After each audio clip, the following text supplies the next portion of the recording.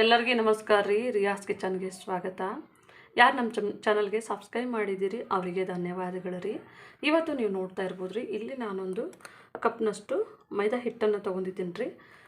ಇದು ಒಂದು ಕಪ್ ಮೈದಾ ಹಿಟ್ಟು ಮತ್ತು ಇಲ್ಲೊಂದು ಅರ್ಧ ಟೀ ಸ್ಪೂನಷ್ಟು ಜೀರಿಗೆ, ಇಲ್ಲಿ ನೋಡ್ಬೋದು ಒಂದು ಸ್ವಲ್ಪನೇ ರುಚಿಗೆ ತಕ್ಕಷ್ಟು ಉಪ್ಪು ಮತ್ತು ಸ್ವಲ್ಪನೇ ಸೋಡಾ.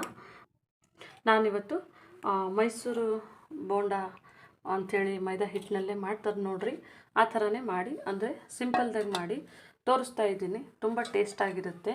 ಹಾಗಾಗಿ ಇವತ್ತು ನಾನು ಇದಕ್ಕೆ ಒಂದು ಕಪ್ ತೊಗೊಂಡಿದ್ದು ನೋಡಿರಿ. ಇದರಲ್ಲಿಂತಲೇ ಇದಕ್ಕೆ ನಾನು ಇದಕ್ಕೆ ಸೋಡಾ ಹಾಕಬೇಕಂದ್ರೆ ಆ್ಯಕ್ಟಿವೇಟ್ ಆಗ್ತದೆ ರೀ. ಅದು ರೌಂಡು ಮತ್ತು ಸ್ಪಾಂಜಿ ಥರ ಬರುತ್ತೆ, ಒಂಥರ ಸ್ಮೂತಾಗಿ ಬರುತ್ತೆ. ಇದನ್ನೆಲ್ಲ ಇದಕ್ಕೆ ಹಾಕೋತಾ ಇದ್ದೀನಿ ರೀ. ಇದನ್ನು ಹಾಕ್ಕೊಂಡ್ಬಿಟ್ಟು ನಾನು ಇಲ್ಲೇ ಸ್ವಲ್ಪ ಕಮ್ಮಿ ಕ್ವಾಂಟಿಟಿಯಲ್ಲಿ ಮಾಡ್ತಾಯಿದ್ದೀನಲ್ಲ, ಒಂದೇ ಒಂದು ಹಸಿಮೆಣಸಿನ್ಕಾಯಿ ಮತ್ತು ಒಂದು 1/4 ಟೀ ಸ್ಪೂನಷ್ಟು ನೋಡಿರಿ ಇದು ಕಾಳು ಮೆಣಸಿನದು ತರಿಯಾಗಿ ನಾನು ಕುಟ್ಟಿ ಇಟ್ಕೊಂಡಿದ್ದೀನಿ ರೀ. ಮತ್ತು ಇದಕ್ಕೆ ನೋಡಿರಿ ಸ್ವಲ್ಪನೇ ಹಸಿ ಶುಂಠಿಯನ್ನು ಹಾಕೋತಾ ಇದ್ದೀನಿ. ಮತ್ತು ಇದಕ್ಕೆ ಒಂಚೂರು ಸಣ್ಣದಾಗಿ ಕಟ್ ಮಾಡಿ ಇರುವಂತಹ ಅದು ಹಸಿ ತೆಂಗಿನಕಾಯಿ ತುರಿಯನ್ನು ಸಹ ಹಾಕ್ತಾಯಿದ್ದೀನಿ ರೀ. ಇದಕ್ಕೆ ಸ್ವಲ್ಪ ಇದು ಚೆನ್ನಾಗಿ ಈ ಥರ ಹಾಕಿಬಿಟ್ಟು ಇದು ಸ್ವಲ್ಪ ಎಲ್ಲ ಸೋಡಾ ಅದು ಎಲ್ಲ ಚೆನ್ನಾಗಿ ಎಳ್ಕೊಬೇಕು ನೋಡಿರಿ.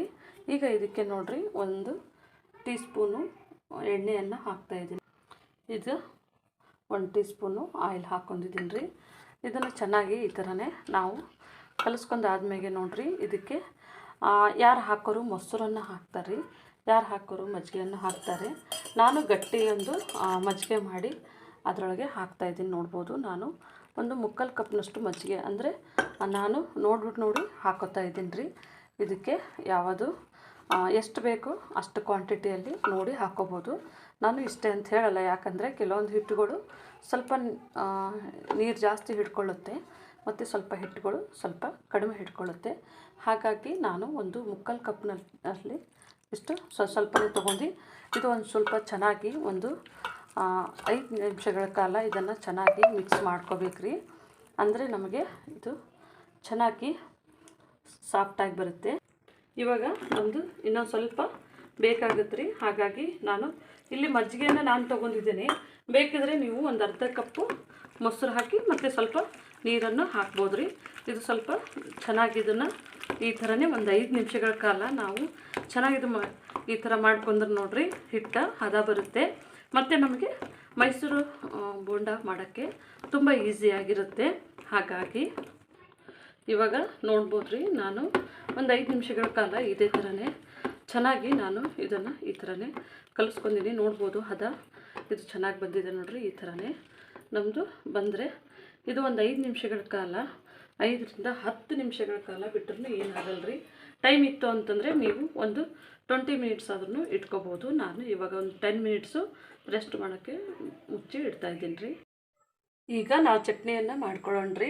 ನಮ್ಮದು ಮೈಸೂರು ಬಜ್ಜಿ ಅನ್ಬೋದು, ಬೋಂಡ ಅನ್ಬೋದು. ಅದಕ್ಕೆ ನೋಡಿರಿ ಇಲ್ಲಿ ಒಂದು ಸ್ವಲ್ಪನೇ ಒಂದು 4-5 ಎಸಳು ಬೆಳ್ಳುಳ್ಳಿ, ಸ್ವಲ್ಪನೇ ಹುರುಗಡ್ಲೆ, ಸ್ವಲ್ಪನೇ ಕಾಲು ಪೀಸಷ್ಟು ತೆಂಗಿನಕಾಯಿ ಈ ಥರ ಕಟ್ ಮಾಡಿ ಇಟ್ಕೊಂಡಿದ್ದೀನಿ. ಸ್ವಲ್ಪನೇ ಹುಣಸೆ ಹಣ್ಣನ್ನು ತೊಗೊಂಡಿದ್ದೀನಿ ರೀ.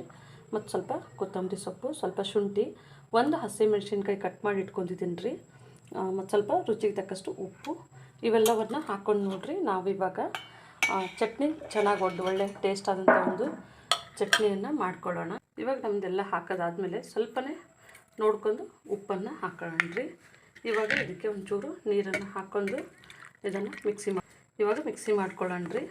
ಇವಾಗ ನಮ್ಮದು ಚಟ್ನಿ ನೈಸಾಗಿ ರೆಡಿಯಾಗಿದೆ ರೀ. ಇವಾಗ ನಾವು ಬೋಂಡವನ್ನು ಮಾಡ್ಕೊಳ್ಳೋಣ. ನಾನಿಲ್ಲಿ ಆಯಿಲನ್ನು ಬಿಸಿ ಮಾಡ್ಕೊಳ್ಳೋಕೆ ಇಟ್ಕೊಂಡಿದ್ದೀನಿ ರೀ. ಸ್ವಲ್ಪ ಬಿಸಿ ಆಗಿದೆ. ಇವಾಗ ನಮ್ಮದು ಮುಚ್ಚಿಟ್ಟಿದೆ ನೋಡಿರಿ, ನಮ್ಮದು ಚೆನ್ನಾಗಾಗಿದೆ. ನಾನು ಒಂದು ಸ್ವಲ್ಪನೇ ಕೈಗೆ ಆಯಿಲನ್ನು ಹಚ್ಕೊಂಡಿದ್ದೀನಿ ರೀ. ಸ್ವಲ್ಪನೇ ನೋಡಿ ಈ ಥರನೇ ಈ ಒಂದು 3 ಬೆಟ್ಟೊಳಗೆ ತೊಗೊಂಡು ಈ ಥರ ಬಿಟ್ಕೋಬೇಕಾಗತ್ತೆ ರೀ. ಇವಾಗ ಎಣ್ಣೆ ಕಾದಿದೆ ಇಲ್ಲ ಅಂಥೇಳಿ ನೋಡೋಣ ರೀ. ನಾವು ಸ್ವಲ್ಪನೇ ಬಿಟ್ಬಿಟ್ಟು ನಮ್ಮದು ಕಾದಿದೆ ಎಣ್ಣೆ. ಇವಾಗ ನಮ್ಮದು ಎಣ್ಣೆ ಕಾದಿದೆ ನೋಡ್ಬೋದು ರೀ. ನಾನು ಸ್ವಲ್ಪನೇ ಈ ಥರನೇ ಬಿಡ್ತಾಯಿದ್ದೇನೆ. ಅಂದರೆ ಒಂದೊಂದಾಗಿನೇ ರೀ ಈ ಥರನೇ ಚೂರು ಚೂರು ಸಣ್ಣಕ್ಕೆ ನೋಡ್ಬೋದು. ಸ್ವಲ್ಪನೇ ಇದು ಸ್ಲೋ ಫ್ಲೇಮ್ನಲ್ಲೇ ಇಟ್ಕೋಬೇಕು, ಅಂದರೆ ಜಾಸ್ತಿ ನಾನು ಹೈ ಫ್ಲೇಮ್ ಇಟ್ಕೊಂಡಿಲ್ಲ, ಅಂದರೆ ಸ್ವಲ್ಪನೇ ಈ ಥರನೇ. ಇವಾಗ ನೋಡ್ಬೋದು ರೀ, ನಾನು ಇದನ್ನು ಈ ಥರನೇ ತಿರುಗಿಸಿದ್ದೀನಿ.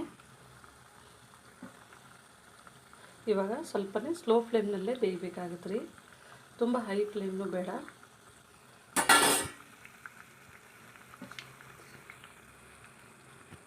ಈಗ ಸ್ವಲ್ಪನೇ ನಮ್ಮದು ಬೇಯ್ತಾ ಇದೆ. ಇವಾಗ ನಾವು ಸ್ವಲ್ಪನೇ ಈ ಕಡೆ ತಿರುಗಿಸ್ಕೊಂಡು ಇದು ಸ್ವಲ್ಪ ಲೈಟು ಗೋಲ್ಡನ್ ಬ್ರೌನ್ ಆಗೋವರೆಗೂ ನಾವು ಇದನ್ನು ಈ ಥರನೇ ಲೈಟಾಗಿ ತಿರುಗಿಸ್ಕೊಂಡು ಬೇಯಿಸ್ಕೊಳ್ಬೇಕಾಗತ್ತೆ ರೀ, ಫ್ರೈ ಮಾಡ್ಕೊಂಡು.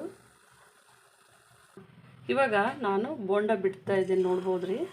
ಇದು ಈ ಥರನೇ ಬಿಟ್ಟ ತಕ್ಷಣ ಇದಕ್ಕೆ ಈ ಥರನೇ ಸ್ವಲ್ಪ ಆಯಿಲು ಹಾಕ್ಕೋಬೇಕು, ಅಂದರೆ ಇದು ಒಂದು ರೌಂಡ್ ಶೇಪ್ ಬರುತ್ತೆ ಚೆನ್ನಾಗಿ.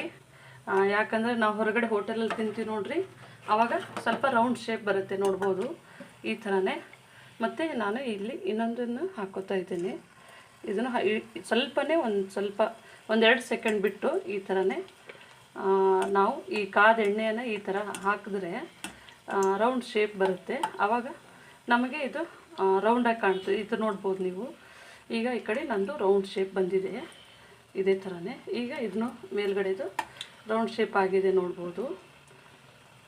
ಇವಾಗ ನೋಡ್ಬೋದು ನಮ್ಮದು ಗೋಲಿ ಬಜ್ಜಿ ರೆಡಿಯಾಗಿದೆ. ಇವಾಗ ನಾನು ಓಪನ್ ಮಾಡಿ ತೋರಿಸ್ತೀನಿ, ನೋಡ್ಬೋದು. ತುಂಬ ಚೆನ್ನಾಗಿದೆ ರೀ, ಒಳಗೆಲ್ಲ ಸಾಫ್ಟಾಗಿ ಬೆಂದಿದೆ. ನೀವು ಮನೆಯಲ್ಲಿ ಒಂದು ಸತಿ ಟ್ರೈ ಮಾಡಿ ನೋಡಿ. ನಮ್ಮ ಚಾನಲನ್ನು ಸಬ್ಸ್ಕ್ರೈಬ್ ಮಾಡಿ, ಲೈಕ್ ಮಾಡಿ, ಶೇರ್ ಮಾಡಿ. ನಮ್ಮ ವಿಡಿಯೋನ ನೋಡಿದ್ದಕ್ಕಾಗಿ ಧನ್ಯವಾದಗಳು.